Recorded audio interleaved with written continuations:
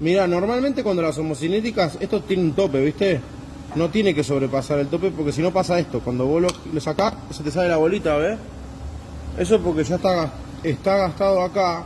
Entonces cuando vos virás de más, la bolita empieza a craquear, crack, crack. Vas a escuchar un ruido medio feo.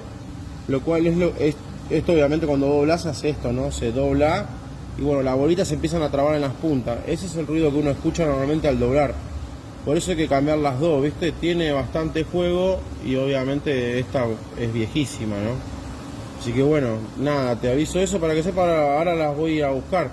Algo más o menos bueno, en un buen precio. ¿Ves estas bolitas? Mira, ves que se sale y la saca con la mano. No debería pasar eso porque ya tiene desgaste tanto la pista interna como la externa. Nada, eso te quería mostrar esto, dale, nos vemos.